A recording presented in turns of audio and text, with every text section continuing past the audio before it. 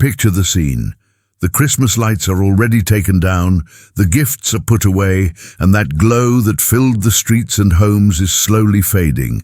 Life goes back to normal. The routine comes knocking again. And then, in the quiet after the celebrations, you catch yourself thinking, so now what? Was that it? There's something unsettling about that contrast, isn't there? We spend weeks getting ready, shopping, decorating, planning, gathering family, listening to songs about peace and hope.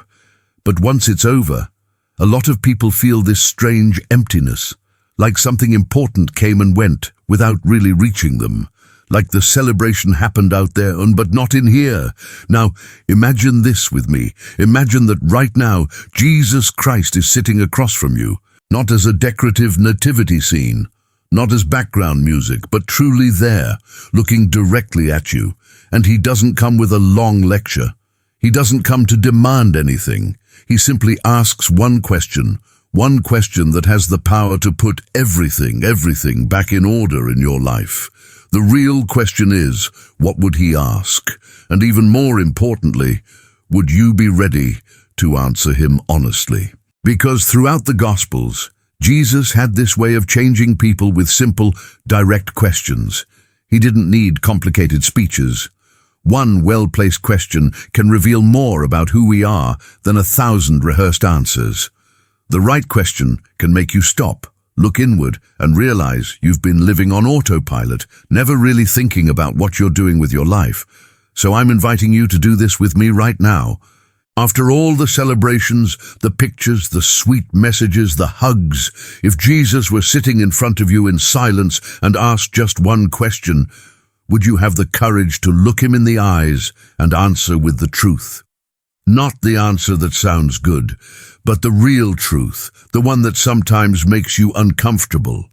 In this video, you're not getting 10 rules to follow or a checklist of what you should have done differently. You're going to encounter one question drawn from the way Jesus spoke that can completely change how you live the year after Christmas.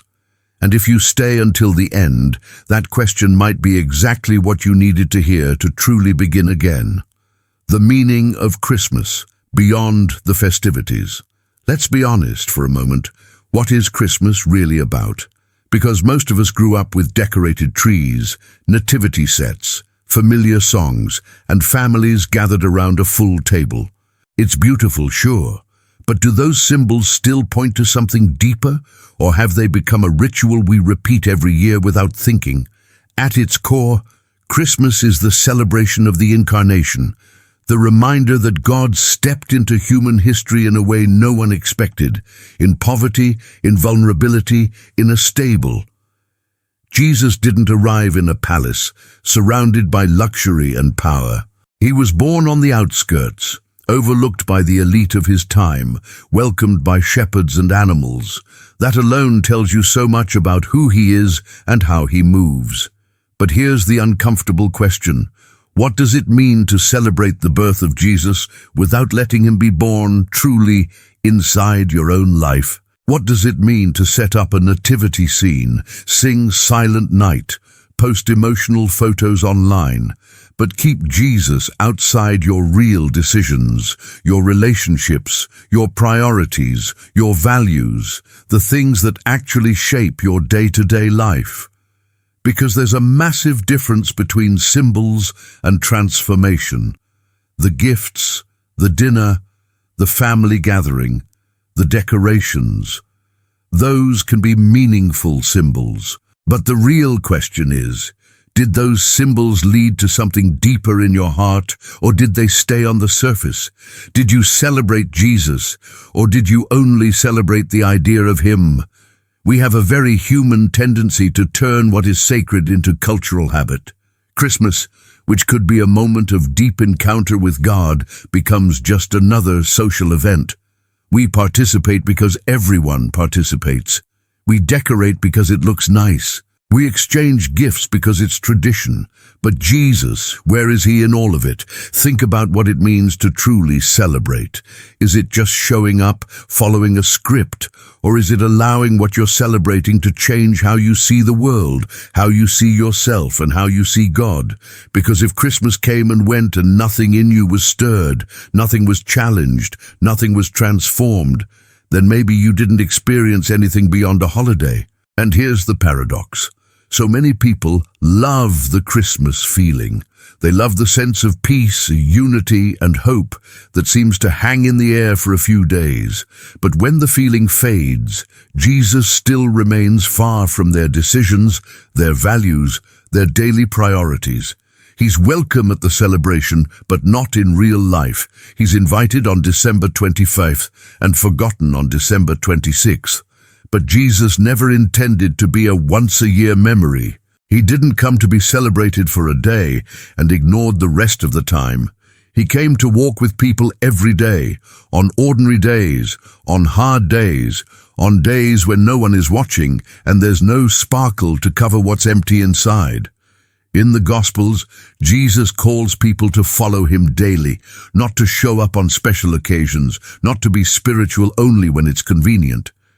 It's an invitation to an entire life, a continuous journey, a real relationship. He says things like, if anyone wants to come after me, let him deny himself, take up his cross and follow me. That's not Christmas talk, that's Monday morning talk, Friday night talk, rainy Sunday talk, exhausted workday talk. So let me ask you, what actually changed in you this Christmas? If someone looked at your life before and after December 25th, would they see evidence that you celebrated the birth of Jesus? Or would it look like just another holiday came and went? Did anything you heard, anything you felt, anything you celebrated truly enter your heart and change how you live? And listen, the point here isn't to shame you. It's not to make you feel like you failed. The point is to wake you up, to help you realize that maybe the problem isn't that you need another Christmas, but that you need the courage to face a question Jesus wants to ask your heart now, when the outside glow is gone and only what you really are on the inside remains. If Christmas passed and you feel like nothing was touched, maybe it's because you haven't let Jesus ask the right question yet. And that question isn't about how many times you went to church, how many memorized prayers you repeated, or how many inspirational posts you shared. It's about who you're choosing to be, starting now. Because Jesus isn't interested in spectators who applaud from a distance. He's interested in people who let him in for real, people who let him disrupt comfort, question what needs to be questioned, and reshape what needs to be reshaped. And if you're feeling that inner tension right now, it isn't random. That tension could be the beginning of something new. If Christmas came and went and nothing in you was touched, maybe what's missing isn't another holiday, but the courage to face the question Jesus wants to ask your heart. And that's exactly what we're going to talk about now. Now I want you to stop whatever you're doing and step into this moment with me. Picture yourself alone on an ordinary night. There are no Christmas decorations anymore, no special dinner on the table, no holiday songs playing in the background. You're in your room or sitting in the living room in silence, just you and your thoughts. And then, suddenly, you sense a presence, not scary, just deep, calm, but intense. Jesus Christ is there, not with festive glow, not with the nativity scene version of him, but with a presence that sees everything you've lived through this year, every choice, every word, every hidden thought, every moment you forgot him, every moment you reached for him. And instead of a long sermon, instead of a list of accusations, he asks just one question, a simple question, direct. But it cuts deep. And it isn't about what you posted online, how many gifts you bought, or how many services you attended. It's about who you're choosing to become. Here it is, and I want you to let it echo inside you for a few seconds. After everything you've been through, who are you choosing to become with me? Or put another way, now that Christmas is over, Where am I really in your life? Do you feel the weight of that? That's not a quick answer question. It's not something you respond to with a polished phrase you learned as a kid. That question demands silence, honesty, courage. Because Jesus isn't only asking what you've done, he's asking who you're becoming. And that difference matters. You can do a lot of right things, keep up religious routines, maintain a good image on the outside, and still be becoming someone far from him, someone running on autopilot, someone who never stops to ask what their life is actually turning into. Think about it. We build identities over time. We define ourselves by our job, our relationships, our status, our achievements, what we own. But how often do we stop and ask, who am I becoming in God's eyes? What kind of person are my daily choices building? Because nobody becomes someone overnight. You become little by little through small decisions. Every time you choose love or anger, every time you choose to forgive or to hold on to bitterness, every time you choose to seek Jesus or to quietly drift away from him, those small choices shape you, and Jesus is deeply interested in that process, the long forming of your soul. And that question works like a mirror. It reveals what you really love, what you really fear, what you try to hide even from yourself. Because when you stop and ask, where is Jesus truly in my life? You're forced to look inward without excuses. Maybe the answer is, he's on the edge. I visit him sometimes, but I don't let him touch the areas I control. Maybe it's, he's buried, covered up by priorities that slowly took his place. Or maybe it's, he's closer than before, but he still isn't at the center. And here's what's freeing. Jesus doesn't ask this to humiliate you. He doesn't ask it to crush you. He asks because he's inviting you back. When you recognize where Jesus really is in your life, center, edge, or forgotten, you finally get the chance to reposition him. You get the chance to begin again. Because in the Gospels, Jesus used questions to help people locate themselves spiritually. He asked a blind man, "What do you want me to do for you?" forcing him to name his need. He asked the disciples, "Who do you say that I am?" forcing them to take a stand. He asked Peter after the resurrection, "Do you love me?" Not once, but 3 times, until Peter's heart was fully exposed. And now he asks you, now that Christmas is over, where am I really in your life? Don't rush to answer. Just let it sit in your heart for a moment. Let it echo. Let it bother you if it needs to. Because discomfort can be the doorway to something new. If Jesus could see how you spend your time, what would he see? How much space does he truly have in your calendar, in your thoughts, in your conversations, in your choices? Or would he see a life so crowded with everything else that there's no room left for him? If Jesus could listen to your most frequent thoughts, what would fill the room? Fear, anxiety, ego, comparison, or trust in him? Because you can talk about Jesus, sing about Jesus, even cry in church, but if the thoughts that dominate your day have nothing to do with him, then maybe he's only visiting your life, not truly living there. And let me be clear, this isn't about guilt. It's not about labeling you a spiritual failure. Jesus never asked questions to destroy people. He asked questions to call them back, to wake them up, to free them. So if right now you're realizing the answer isn't pretty, that's okay. In fact, it's more than okay. It's the beginning of truth. And transformation always begins with truth, not with rehearsed answers, religious masks, or perfect appearances, but with truth laid open before Jesus, where he can finally do real work. So let me ask a few more questions. And this time I want you to be brutally honest. No one else is listening. It's just you and Jesus. After this Christmas, do you feel closer to him or farther away? Does your faith still feel like something real, or has it turned into tradition, something you keep because you always have, but it doesn't go deep anymore? When was the last time you felt Jesus truly moving in your life? And what did you do with that moment? Ignore it, postpone it, or welcome it, because God doesn't stop speaking. He doesn't stop working, but we often stop listening. We get busy. We get distracted. We carry so much noise inside that his voice gets drowned out, and then days turn into months, months turn into years. And one day we look back and realize we spent our whole life near Jesus without actually walking with him.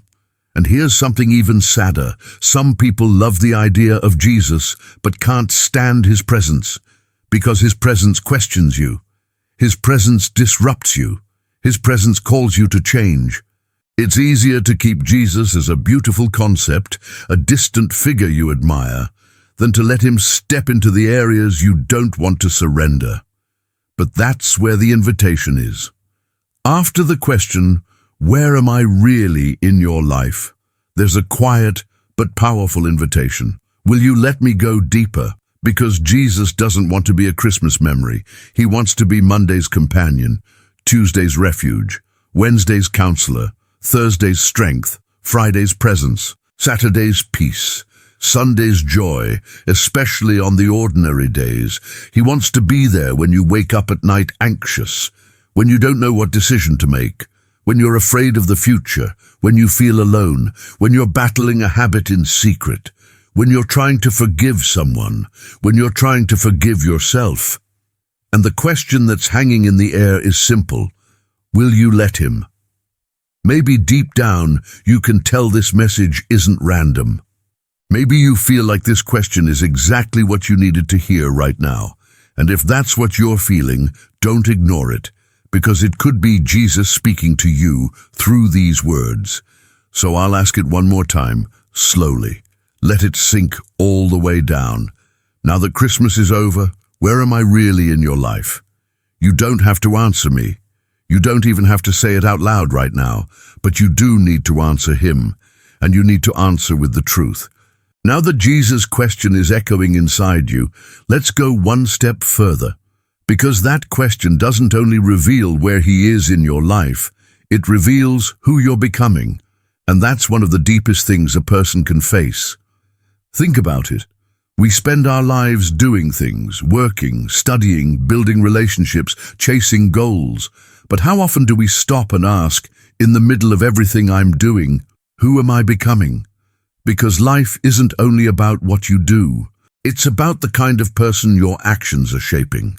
You might be achieving everything you planned, career, recognition, comfort, while becoming anxious, empty, distant from God.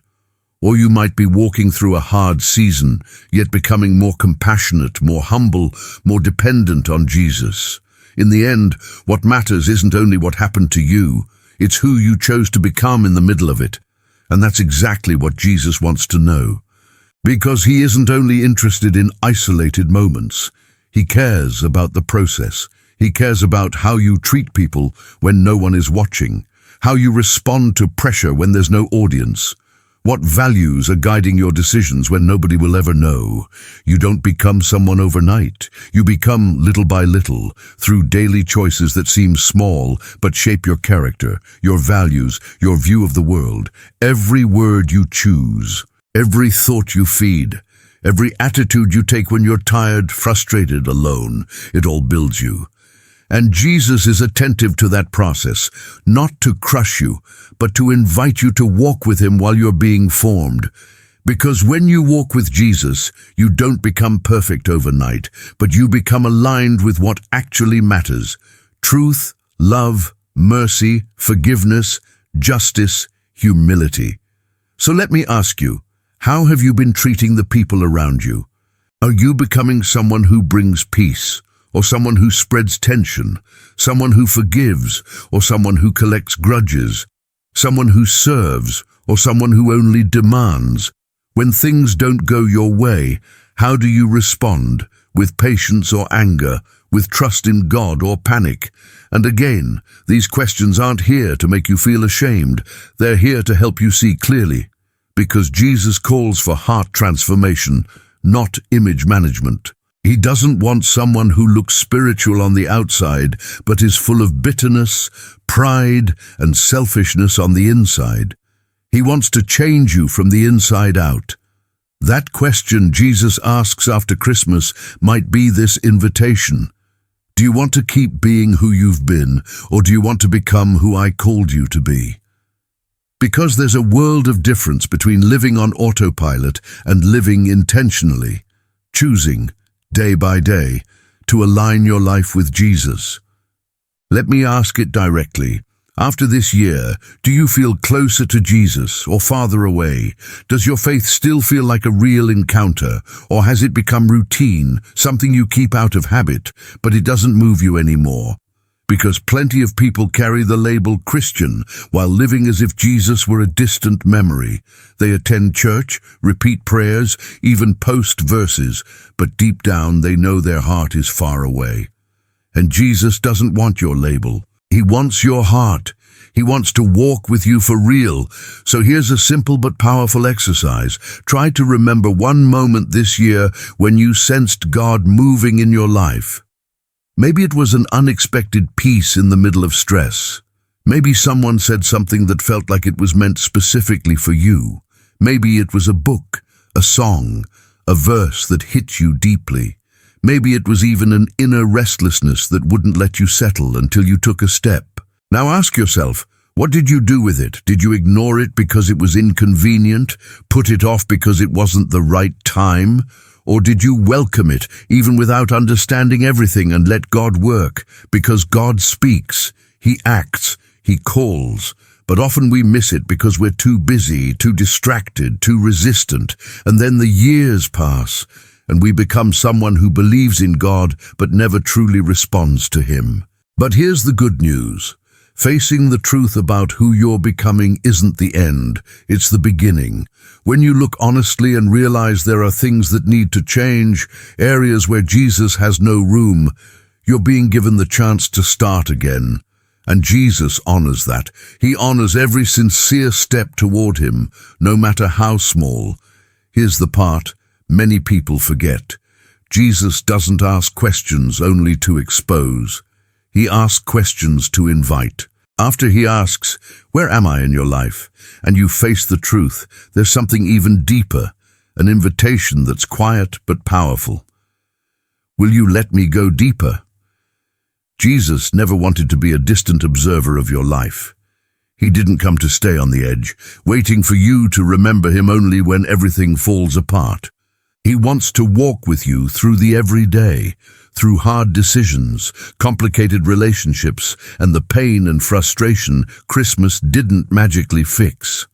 This isn't an invitation to empty religion full of rules and appearances. It's an invitation to a real relationship. A journey where Jesus becomes your reference point when you don't know what to do, your counselor when you need wisdom, your friend when you feel alone, and your Lord when you need someone greater than you to trust. And here's what's freeing. Jesus isn't asking for perfection. He's asking for sincerity. He's asking you to let Him in with all that you are, your flaws, your fears, your doubts, your struggles. Because it's in vulnerability that He often moves most powerfully. The invitation is there. The question is in the air. So what now? Now it's on you. All right?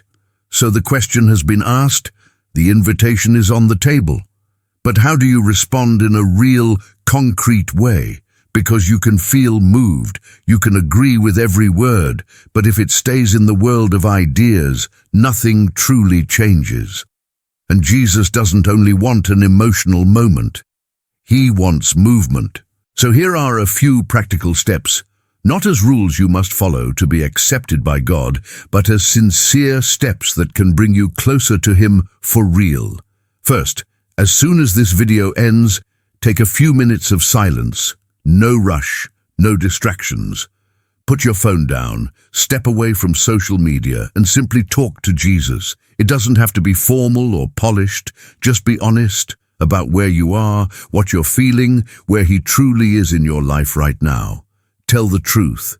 He already knows it, but He wants you to bring it to Him. Second, Identify one area of your life where Jesus doesn't have space. Maybe it's a habit you know isn't helping you, but you can't seem to let go. Maybe it's something that's quietly controlling you. Maybe it's a posture, pride, judgment, impatience that pushes people away and pushes God away. Maybe it's bitterness, a grudge, someone you haven't forgiven. Find it and place it in Jesus' hands as a point of change. Tell him, I can't do this alone, but I want to change. Help me. Third, start or restart a simple spiritual practice. Nothing complicated. Maybe it's reading a short passage from the Gospels each day, just a few verses, so you can hear Jesus again. Maybe it's 5 minutes of prayer in the morning or before bed, just to reconnect. Maybe it's showing up in a faith community with intention, not as a spectator, but to seek Jesus with other people. And the key isn't the amount. It's the sincerity. Jesus honors even small steps taken with a willing heart. You don't have to become a spiritual giant overnight. You just have to begin, one step, then another, then another. Because responding to Jesus isn't a beautiful speech you give once and then move on. It's a daily decision. It's choosing, again and again, to put him at the center.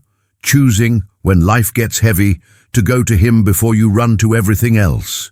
Choosing, in relationships and words and attitudes, to reflect who he is. And when you fail, and you will, because we all do, you don't quit.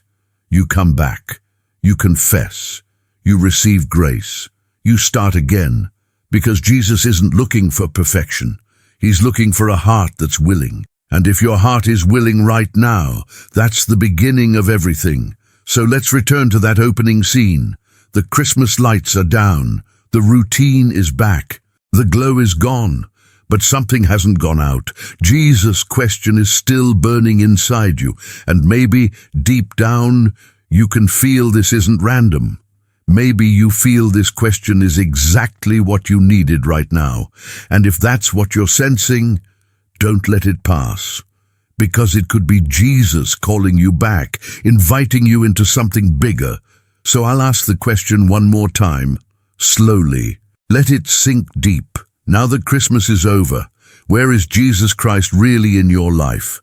You don't have to answer me. You don't have to say it out loud. But you do need to answer him, and you need to answer with the truth, because truth is where everything begins to change. And now I want to invite you to do something real, something that goes beyond watching this video and moving on like nothing happened. I want to invite you into an actual commitment. First, when this video ends, talk to Jesus. Pray sincerely, without rushing. Tell him where you are. Tell him what you're feeling. Tell him where he truly has been in your life and where you want him to be. It's okay if you don't know the right words. It's okay if you're confused. Just start. Just tell the truth. Second, make one concrete decision to change something this week. Don't put it off. Choose one thing. Just one that you will do differently because you want to walk with Jesus for real.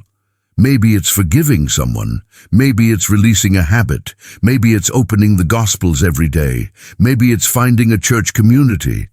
But do something. Because faith without action becomes nothing more than a warm intention. Third, if this video spoke to you, share it with someone who needs to hear this question too. Because there are so many people who made it through Christmas and feel exactly what you feel. Empty, restless, like something is missing. And Jesus' question could be what wakes them up too. And listen, this question doesn't end here. It can follow you all year. Every time you feel yourself drifting, every time life gets too heavy, every time you don't know which way to go, you can come back to this. Where is Jesus really in my life? And if the answer isn't what you want it to be, you can reposition him. You can invite him back to the center, because Jesus doesn't run from truth. He draws near to the one who seeks him with an honest heart. So I'll end with this image. Jesus is still there, waiting for your answer. Not with impatience, not with condemnation, but with love. A love that sees everything you are, everything you've done wrong, everything you're carrying, and still invites you. Come walk with me for real. The question has been asked, the invitation is still open, and now it's your move, or